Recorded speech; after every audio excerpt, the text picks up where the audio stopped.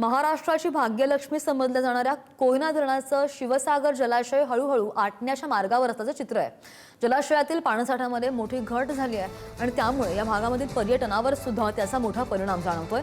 105 TMC क्षमतेच्या या धरणामध्ये सध्या फक्त 26 टीएमसी उरेल इतकाच पाणीसाठा शिल्लक आहे आणि त्यामुळे धरणाच्या जलाशयाचं पात्र कोरडं पडलेलं आहे। या धरणामध्ये बुडालेली जुनी मंदिरं, बाजारपेठा त्यांचे अवशेष दिसायला लागले। पावसाळ्याला अजून 1 महिना बाकी आहे आणि त्यामुळे काटकसरीने पाणी वापरण्याचं आवाहन प्रशासनाच्या वतीने केलं जात आहे। राज्यामध्ये आता सध्या उन्हाचा तडाखा पाहायला मिळते आणि राज्याबरोबर सातारा जिल्ह्याला देखील उन्हाचा तीव्र फटका बसताना पाहायला मिळते।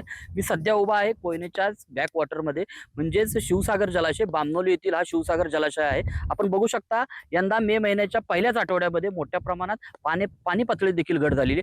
सातारा जिल्ह्यातील एकूण जी काही धरणं आहेत त्याच्यामध्ये देखील पाणी पातळी घट झाल्याचं पाहायला मिळते।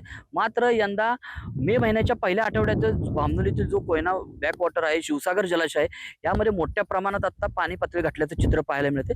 जेव्हा हे धरण बांधलं गेलं तेव्हा या बामनोली भागातील गावांचं पुनर्वसन करण्यात आलं आणि पुनर्वसन झाल्यानंतर जी काही मंदिरं होती ती देखील आता पाणी पातळीत घट झाल्यानंतर शिवसागर जलाशय हा उघड्या पडल्यानंतर आपल्याला बघू शकता ही जी काही प्राचीन काळातील मंदिरं होती धरण झाल्यानंतर ती देखील आता दिसू लागलेली आहेत। एकंदरीतच बघायला गेलं तर मोठ्या प्रमाणात आता या संपूर्ण पाणी पातळीत घट झाल्याने पर्यटनावर देखील आता मोठा परिणाम होताना पाहायला मिळते। एकंदरीत बघायला गेलं तर बोटी देखील आता आपण बघू शकता पाण्याच्या कडेला लावलेल्या आहेत। एकंदरीत बघायला गेलं तर आता मोठ्या प्रमाणात या पर्यटनासह नागरिकांचा देखील पाण्याचा प्रश्न मोठा या भागातील जाणवू लागलेला आहे। एकंदरीत बघायला गेलं तर लवकरात लवकर पाऊस पडावा अशी देखील अपेक्षा आता शेतकरी वर्ग आपल्याला करताना पाहायला मिळते। एकंदरीत बघायला गेलं तर कधी पाऊस येतोय आणि पावसाला कधी सुरुवात जाते आणि हे आपलं धरण पुन्हा एकदा कधी भरतंय हे देखील पाहणं आता महत्वाचं आहे।